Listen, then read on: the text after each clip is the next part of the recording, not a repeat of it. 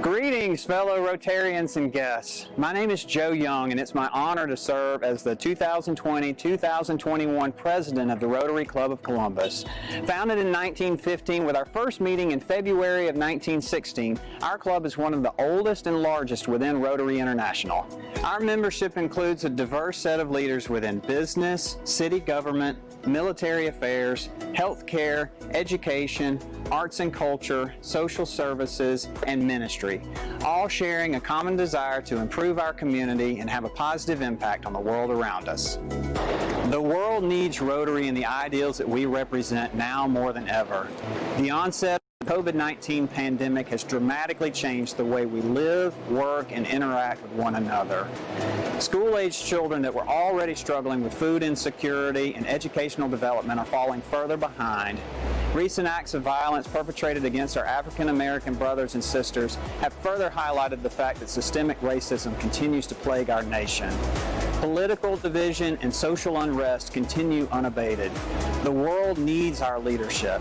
And while these are extremely difficult challenges to overcome, Rotary is well positioned to be part of the solution. I long for the day when it will be safe for us to meet and fellowship again in person. Until then, please keep wearing your mask, please keep loving each other, and please keep serving others above yourselves. On behalf of my wife Vicki and our daughters Katie and Lynn, I want to thank you for all that you are doing to make our community a better place to live. It's my pleasure to serve alongside you. Now let's get to work.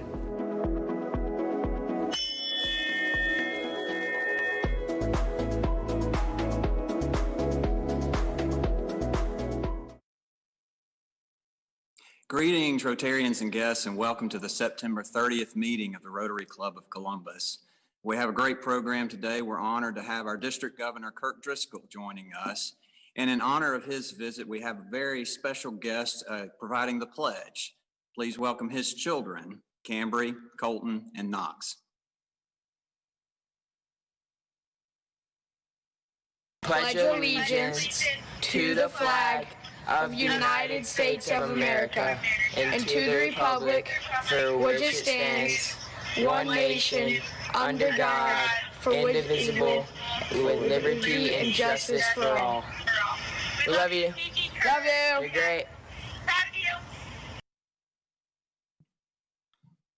Thank you guys so much for leading us in the pledge. It's our club's tradition each week to honor an active duty soldier at Fort Benning. It's my pleasure to call on Rotarian Andy Redmond with this week's introduction. President Joe, fellow Rotarians, it's my honor to introduce Sergeant First Class Ruben Martinez as the Rotary Soldier of the Week. Sergeant Martinez is an infantryman assigned here at Fort Benning as a culture instructor in the Military Advisor Training Academy. That organization trains soldiers that are going to deploy to foreign nations to teach other armies to operate more efficiently. Sergeant Martinez, as you would expect, graduated from multiple schools in the Army, including the Senior Leaders Course, the Advanced Leaders Course, Marine Scout Sniper Course, Jungle Warfare Course, small UAV operator, and I asked him which ones he's operated, and he said almost all of the UAVs that the Army uses at the small unit level. But the course he said he's most proud of is the Training Advisor course to do what he's doing now. Sergeant Martinez has deployed 3 times to Iraq, once to Afghanistan, has the appropriate decorations to go with that, including the Iraq and Afghanistan campaign medals. Sergeant Martinez from San Angelo, Texas, said his family owns a large ranch outside of San Antonio where they raise bulls for the professional bull riders, the rodeo competitions. So his wife and children are there while he's here at Fort Benning teaching. Married to Amy, they have a 14-year-old son, Aiden, and an 11-year-old son, Micah. Sergeant Martinez, we're honored to have you today. We thank you for everything you do at Fort Benning. I want to say thanks to you. First of all, I'll give you a Rotary coin. You know what to do with a challenge coin. And then I'll give you a passport to the arts. And as we said, everything on this list is closed due to COVID, but some of them are starting to think about reopening. River Center, the Columbus Symphony Orchestra at Columbus State University, the Springer, And then when we get the museum back open, we'll have you here. We'll let you play in our simulators and watch a movie. No, that sounds great. We're honored to have you here, and the floor is yours. I'm honored to be here, sir. I greatly appreciate it. And thank you for this opportunity. Thank you for being here. Sergeant First Class Martinez, on behalf of our almost 300 members, I want to again extend our gratitude to you for your service and sacrifice for our country. We ask that you share our gratitude with the other men and women that serve alongside you. Thanks again for your service. Our largest fundraiser within our club each year for the Rotary Foundation is Rotary Football.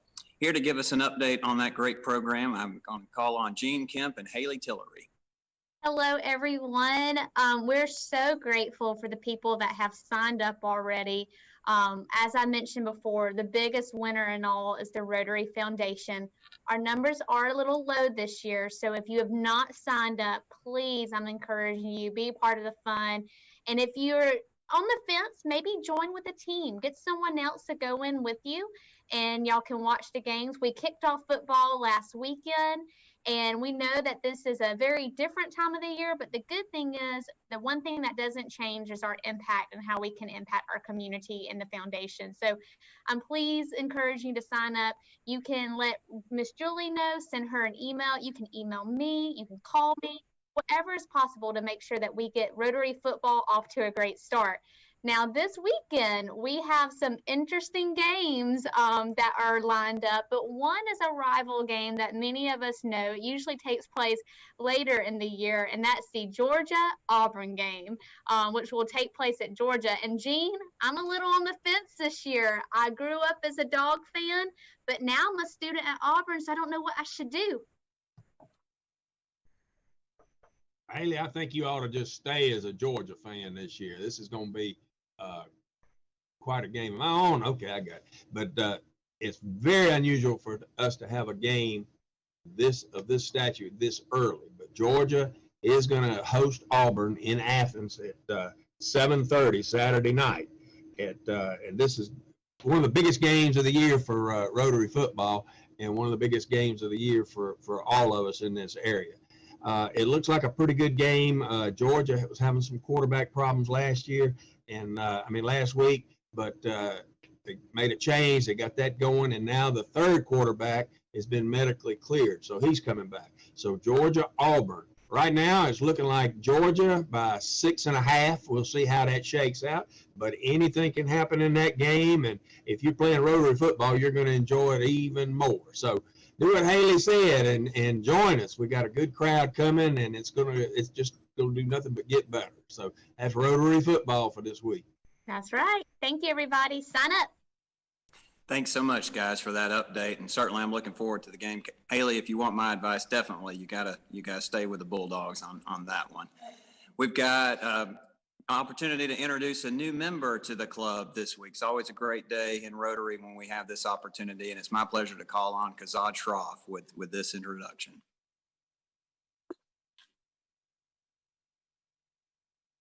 Thank you, and good afternoon, President Joe, and a big hello to all my Rotarian brothers and sisters. I'm honored to introduce the beautiful and multi-talented Andrea Winston as the newest member of our club. I have known Andrea for 10 years, and she's an awesome person. She's currently the CEO of the New Horizon Behavioral Health Agency and has been the CEO for the last 6 years. She's been at New Horizon for a total of 25 years and has been a Columbus resident for longer. She is the board chair the former board chair at the Aaron Cohen Residential Youth Detention Center.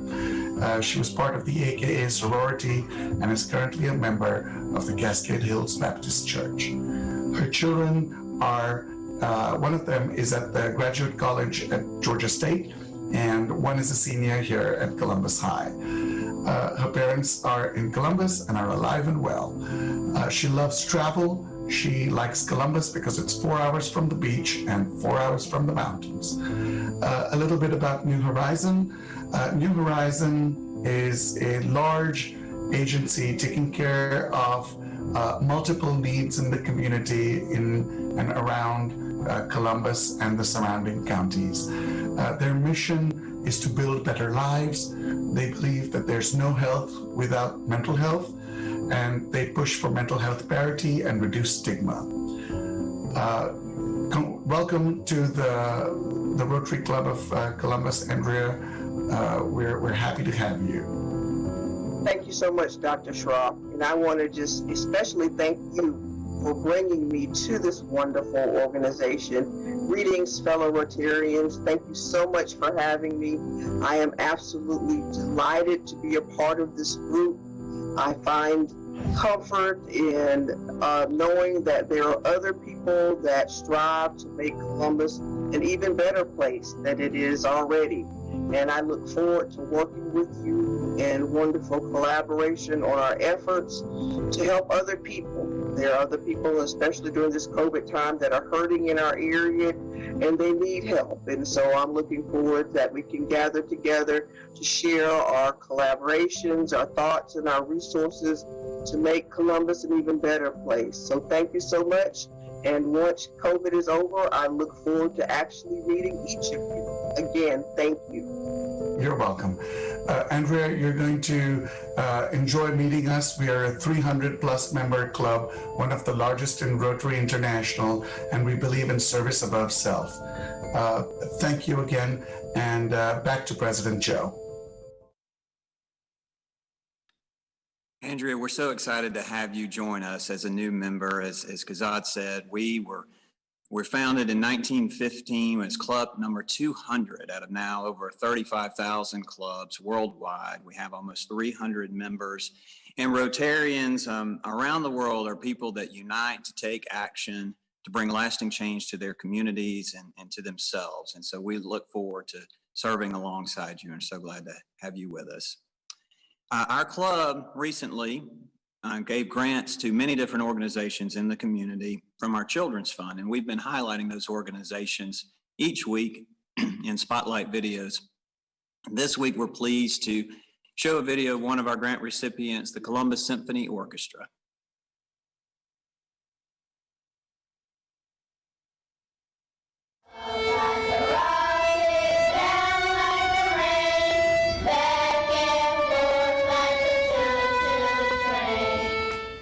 Hi everyone, it's Eric Thomas from the Columbus Symphony Orchestra. We'd like to thank the Rotary Club of Columbus for honoring our Making Music Matters program as one of the recipients for the Rotary Children's Fund this year. The Making Music Matters program provides free after-school group music instruction at 4 local elementary schools.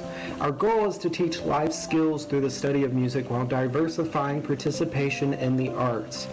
This year, we're excited to work with Brewer, Gentian, Dawson, and Martin Luther King Jr. elementary schools teaching violin, trumpet, and more to students who have never had an opportunity to play an instrument. All students are provided their own instrument by the CSO, and instruction comes from our very own CSO musicians. This year, we'll look a little different with our students starting out online due to COVID-19, but we look forward to meeting together in person very soon. Again, thank you for your commitment to our community. I'm so thankful to be part of such a wonderful group of people.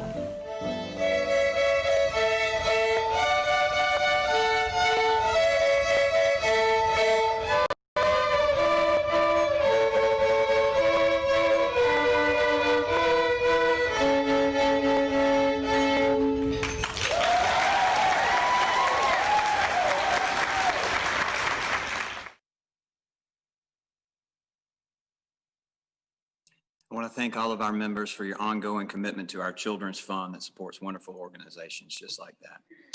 This week, our club acknowledges and mourns the death of former Mayor Bob Portchef.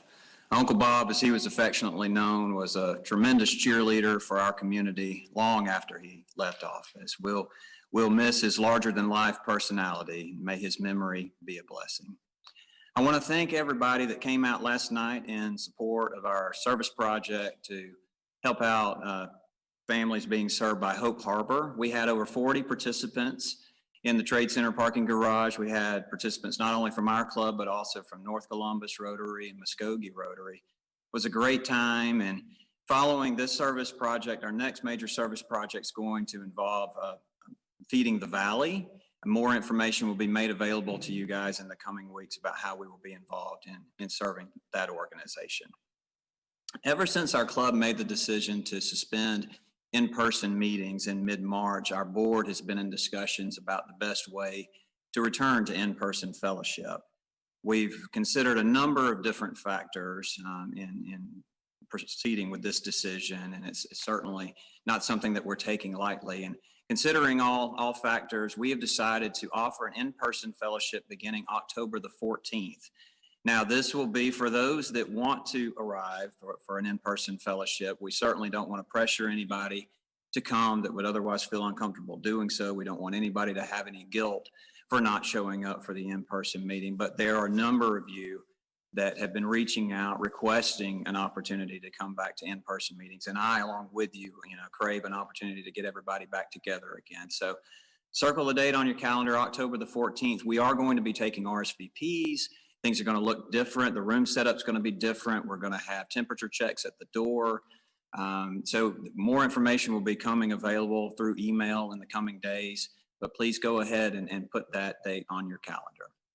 It's my pleasure now to introduce Assistant District Governor Tracy Van Norman, who's going to be introducing today's program. Thank you, President Joe.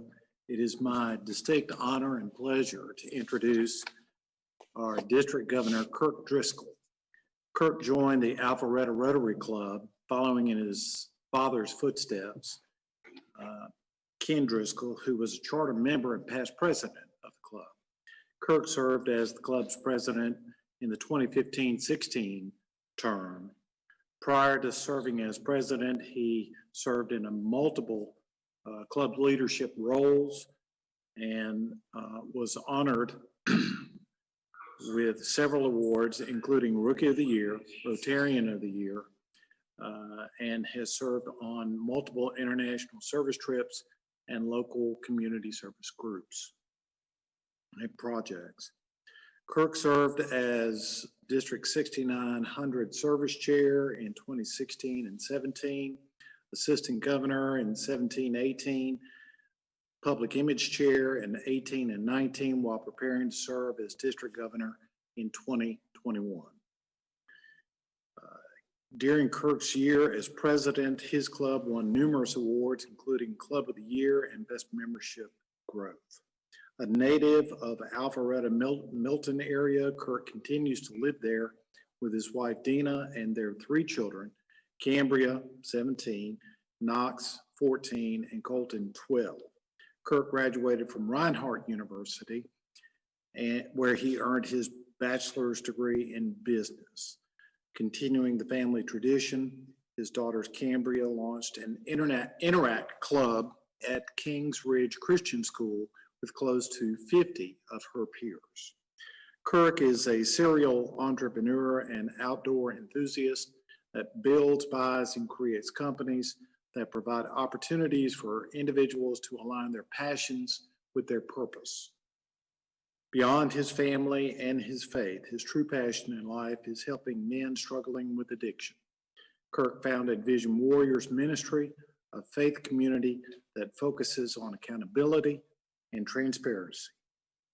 Vision Warriors provide support to men who are already to fight their drug and alcohol addictions. Ladies and gentlemen, please welcome me in joining Kirk Driskell. Thank you so much. It is a pleasure to be here with you today. We're going to adjust this just a little bit here. And what a pleasure to be able to participate with multiple clubs last night here in Columbus. And before we get started today, I want to recognize the club and all your activities and your leadership from last year, where you had a spectacular year. And we have with us last year's president. Some say it's the best position in Rotary is the immediate past president. But I've got from the 2019-2020 Rotary year, I have the Platinum Rotary citation that we would like to present to you. So thank you. You had a spectacular year, and we appreciate all of what you accomplished. Well, thank you very much. for this honor, for presenting this to us. I'm accepting this on behalf of all of our members. I particularly want to thank our board. Our board members did a great job of leading their areas, which helped to put us in this position. This award reflects our members' passion and commitment to the ideals of Rotary, and I'm very proud of that. So thank you again. Thank you. So I do want to say it's a pleasure to be here. It's always a little different when you're talking to a screen, but we want to take advantage of this opportunity. So Ryan's manning the machine behind us here, and I'm pretty sure he said if a large enough donation came in to Polio and to the foundation today, that he just would cut my feed and y'all could have a celebration there. So let it fly. But what a pleasure. And before I share today with you a little bit of my Rotary message, I just want to share, for those of you that have not had an opportunity to meet, a little bit of my personal story and why I feel and compelled to, and why I'm so passionate about serving. You see, if you would have met me before April 24th of 1995, I was not acting in a manner that was focused on service above self. See, the only service that I was focused on was self-serving and self-seeking. I was in an active alcohol and drug addiction. And, you know, I say that to say that it's not just the sobriety date of April 24th of 1995, but it's what have I done since then. I believe there's more to recovery than a sobriety date, and there's more to life than just living, but it's truly serving. And I want to take you back to mid-May when I was walking into my first, what I thought was going to be my first AA meeting. And I remember walking down the sidewalk, and I remember opening the door and walking into the Alpharetta Health Center building. See, I had an address, and I had something that I had to do. And I don't know that if any of you have ever had that, where you had to do something. You had to go get a checkbox on something. It wasn't really what you wanted to do, but it was part of the process. And I needed to be there that day because that's what I had to do. And the door opens, and much to my surprise, there was a group of individuals sitting in that room around a table. But what I did not realize at that time is that I had just walked into what I believe was an Alpharetta Planning and Zoning or Design and Review Board meeting. So I think we could all agree that it's a little different room in a different setting than what I have. But I am so grateful that there was a Rotarian sitting at that table. There was a Rotarian that was running that meeting. Fast forward 20 years or so, and it was about 3, 4, 5 years or so ago, a friend of mine called me that's in now my Rotary Club, which used to be my father's Rotary Club. And he said he'd like to get together with me and catch up. And I was assuming that he wanted to get together and talk about Rotary. What I didn't realize is he started to share with me, and he asked if I remember that day.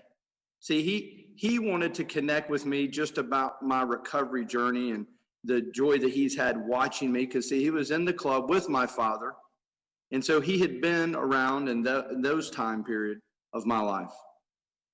And what he did not realize is the directions that he gave me that day was the directions to my first meeting. See, I was within 50 feet of the room that I was looking for, that I had to do. And because of his willingness to take advantage of the opportunity that was presented to him, it may have looked like a disruption. It may have looked like an inconvenience. But when he looked up, I didn't say a word of what I was looking for, but he was aware of his surroundings, and he saw someone in front of him in need.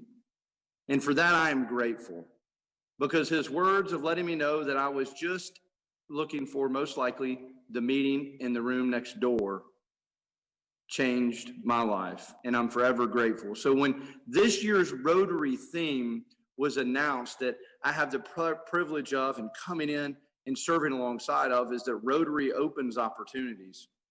It takes a very personal approach to my journey in Rotary. See, that very first meeting that I walked into that day as well, I heard something. that was given to me. And it was an older gentleman that came up to me after me, and he said that he would be willing to give me everything that he had and everything that I was looking for, with one condition. And see, that condition was the only way that I can keep what I have is that I must give it away every day. So you can imagine my excitement and my joy when I was accepted into Rotary and accepted into an organization whose ideals and belief is service above self. Rotary has given me an opportunity and an advantage to be able to serve my community and to be relevant in my community to help those in need. And I'm forever grateful for that. So when I say before you today that I am humbly grateful and excited to be able to serve Rotary District 6900 and all of our clubs and all of our communities, it is a pleasure, and I am so grateful. So back in late February, when we all gathered and President Holger announced this year our theme, he only asked of us to share 4 things with all of our clubs. And I was pretty excited because I can remember 4 things. And I hope today these 4 things that you take with you that you can remember as well. And his first thing he asked of us this year is to really share a message of how can we know and how can we attract someone to our club, and what do we want to, if we don't know what we are and what we want to be known for our community, how can our community know who we are and what we're known for? And so he asked us this year to come together in one of our meetings and have a strategic planning session to where the board and all the members gather together and truly outline the mission and vision of our club. Who are we and why are we here? See, when we do that, we have an opportunity to then invite someone that shares and expresses those same ideals inside of our community. And when they show up, they're there. It is much easier at that point in time. For his second point was that we were going to focus this year on engagement. Now, when we are completely separated and isolated in a lot of communities and a lot of different clubs, engagement looks a little different this year. I believe we could all agree. Engagement, when we look at it, he didn't ask us to grow by a specific number this year. It's the first time that I can recall where an RI president that sat before us did not want us to grow by numbers, but wanted us to retain our members through and by engaging our members. When we look at today's day of typical activities and how our clubs are functioning, how our communities are functioning, engagement is a challenge. But I'd ask one simple thing, because it's had a true impact in my life at the time where I need it, was a phone call. See, a phone call is an intentional act to where we're willing to intersect with another person. And I believe this message carries well beyond just a Rotarian's call to action, but any individual living today. Is if you have not seen somebody, or if you've not heard from someone in the last couple of weeks or last month, pick up the phone and give them a call today, just to let them know, hey, I was thinking about you. And I'd ask one other thing, and that is that you allow yourself the time to have a conversation with them and not to be in a hurry just to get off the phone. See, we don't know where someone is in their journey, where they are in their life, what is going on in their world if we don't intercede and truly be intentional. And with that, we could save a marriage, we could save a life, we could give a word of encouragement at just the right time.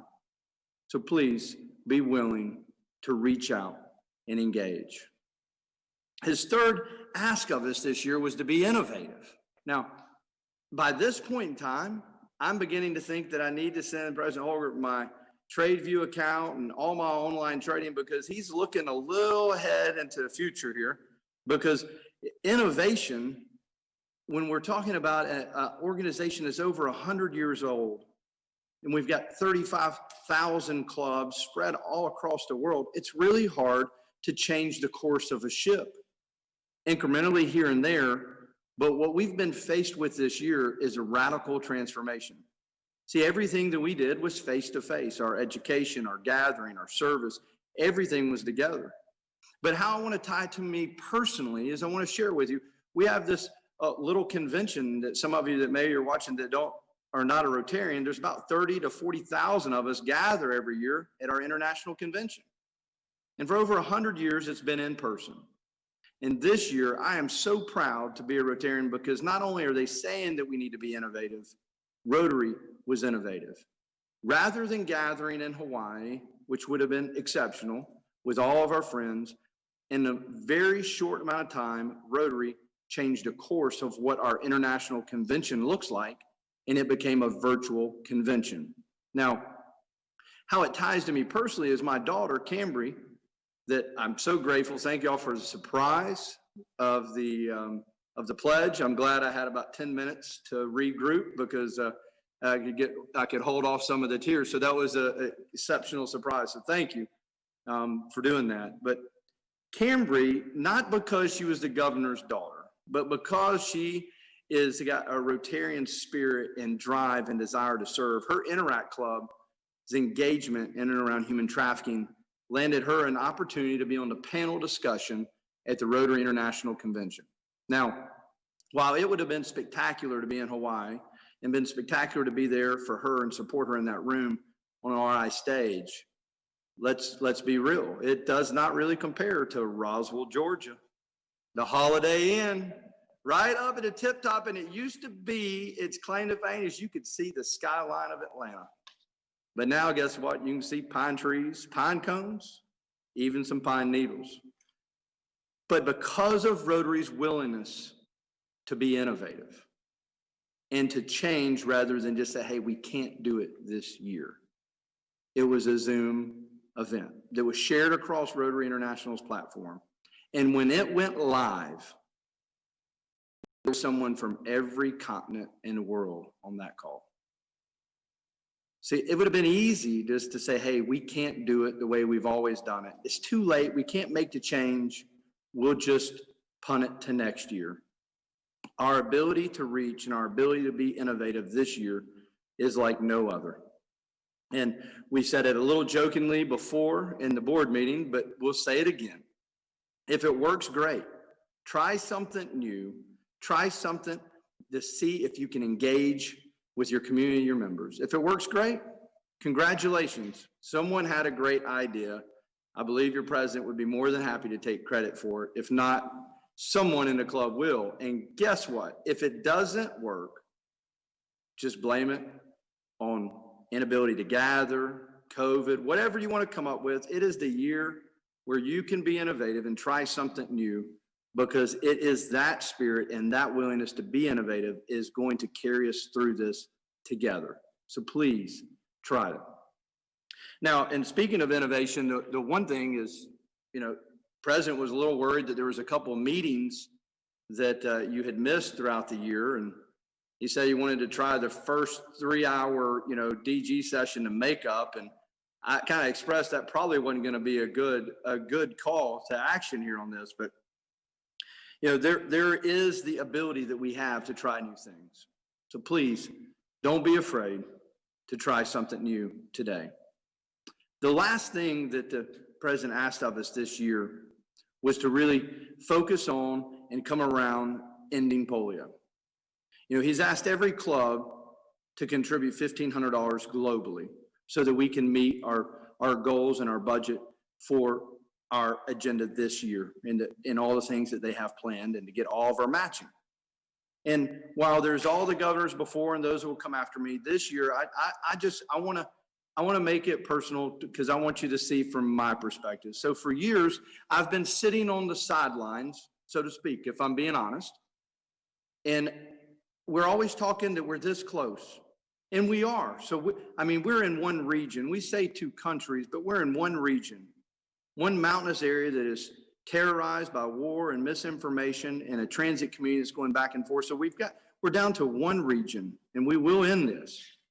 But I've always heard that, and there's so many people that are passionate about it, and the hundreds of millions of dollars that come in. I was giving myself the ability to say, okay, well, I'm going to sit back, I'm going to support it a little bit, but there's so many people passionate about it. Let's let them finish what they've started. And today, I would like to call you to service in this area, just as I've been called, because now I have something to personally relate it to. See, I wasn't alive in the 50s. I was not a parent in the 50s. I'm a parent today of 3 marvelous children who I'm afraid for, who I'm worried about, much like a parent would have been in the 50s, to when you were afraid to let your child go outside because they might get bit by a mosquito. See, we believed there for a moment that it was mosquitoes that might be transmitting it. You know, you wouldn't let maybe your children go swimming because they might catch polio. You had towns across America in some regions that were shut down at their city limits, and if you didn't live there, you could not come in. Churches closed, theaters closed, swimming pools closed. Does that sound familiar? See, I didn't have a personal story to attach to something the way that I do now. Today, there is a parent in a particular region of this world that is fearful for their child's life, because today might be the day that they catch polio. See, the difference is, though, is we can and have the ability to end that possibility and eradicate it off the face of the world. Not for me today, but for that parent that's sitting there with the same fear that I feel for my children here today.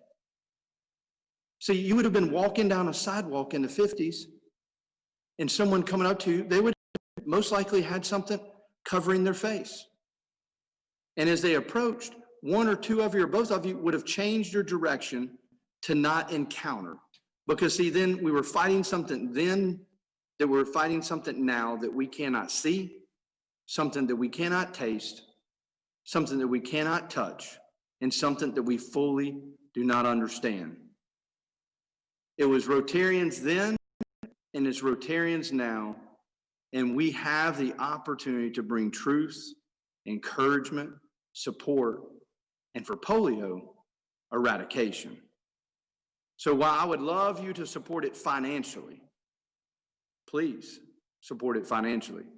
I would most like to encourage you to get involved, to understand what it was like, and why and how and what part of the story you can play. So it is a privilege, it is an honor to be able to serve alongside you this year, and I am truly passionate about our ability to serve our communities, not because of a club is there, but because of Rotarians. A Rotarian has started the change in my life and gave me the direction, and it's Rotarians that still continue to encourage me and support me, but moreover, accept me for who I am today and not where I've come from. My last message is, if you know anybody that's struggling, if you know anybody that needs help, please have them call me. And if it's you that's sitting there that's hurting, I just want to let you know there is hope, and there is restoration, and there is a wonderful organization called Rotary that's there for you. Have a wonderful afternoon. Thank you. Questions? Hey, District Governor Kirk, this is Cameron Bean. Thank you for that wonderful message. And I really commend your courage and your transparency in your own personal struggle, and sharing that with our club members. I know it was inspiring for me to hear, and I imagine and know that it was very inspiring and uplifting for a number of our Rotarians and visitors to have heard. So we appreciate your time and for sharing that story. And I'm going to facilitate some Q&A with you, and I'm keeping an eye on the Facebook comment feed for any comments or questions that might come in. But I want to begin by asking, on the 3 points that you shared, can you share with us one of the most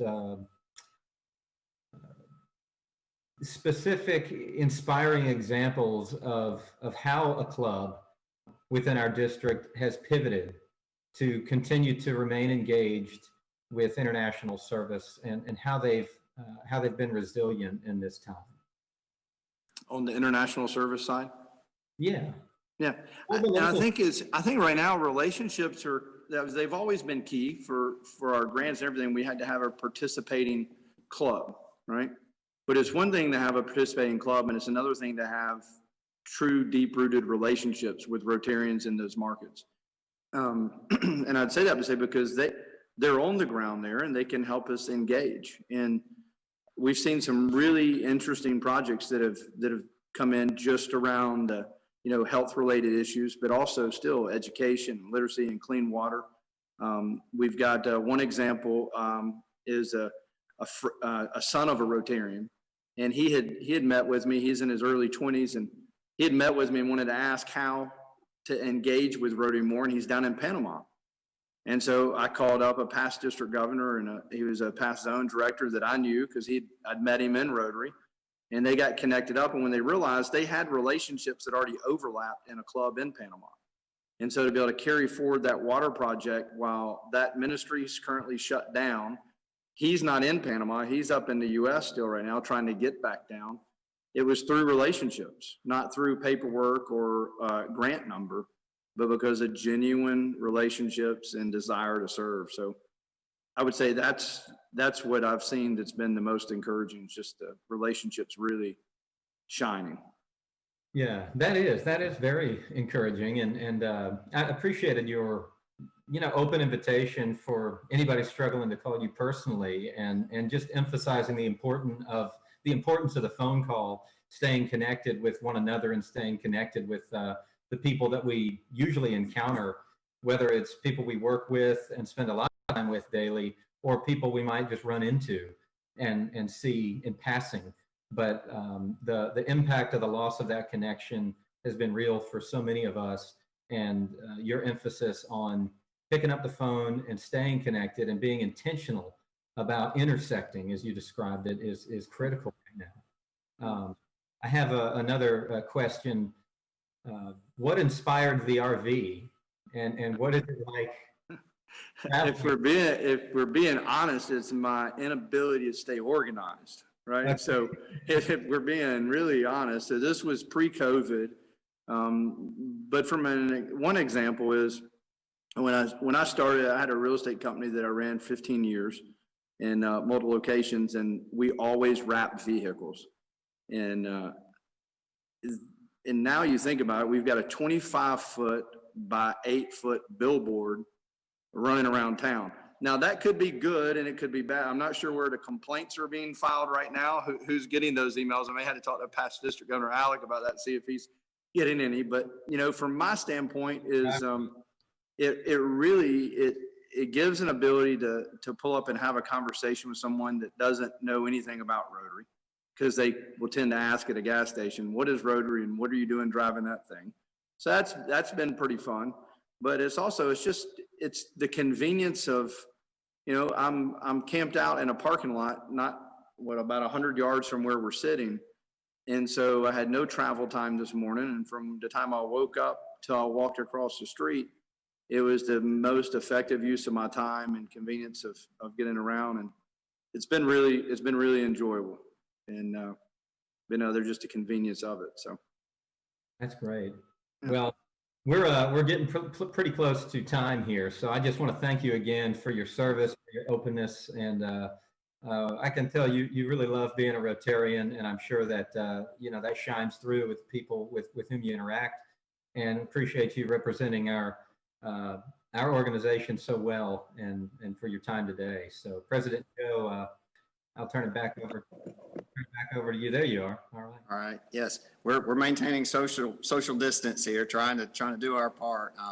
We have in the room, you guys can't see, we've got a number of board members from our club that had an opportunity to meet with District Governor prior to this, and we're so thankful that you shared of yourself today, your time, and just your inspiration and story, your background.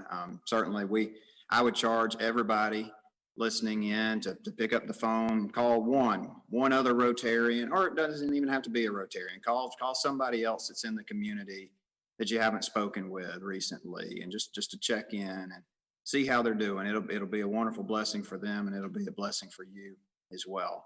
It's our tradition as a club to honor our guest speakers with a donation of a children's book to the Columbus Public Library, and so we're pleased to be able to do that in your honor. So next time you're in town, we try to arrange a trip, get over there, and then see your book. But we do. Will you read it to me? Well, if you like, I'm sure we can get one that's got lots of pictures for you as well, if you like. So yeah, right.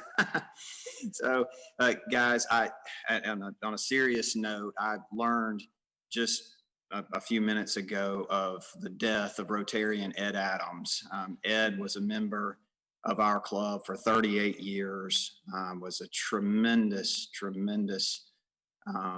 asset to this community. He touched so many lives, and so please remember his family and friends. I'm sure we'll have some information about funeral services going out to our membership in the next couple of days.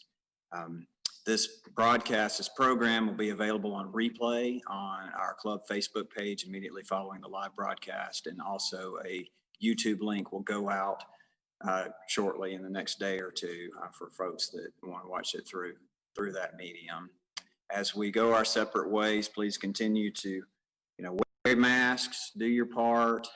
Please continue to reach out, engage, love others. I think we couldn't have said it any better than the district governor put it. Interaction is so critical. Please do the honors. If you will ring the bell to adjourn us, that would be great. Take care. Have a great week, guys. We'll see you next week, where our speaker will be, who's our speaker? Steve Smithwick, CEO of Masterwall. So we look forward to that. Hope everybody has a great week. Take care.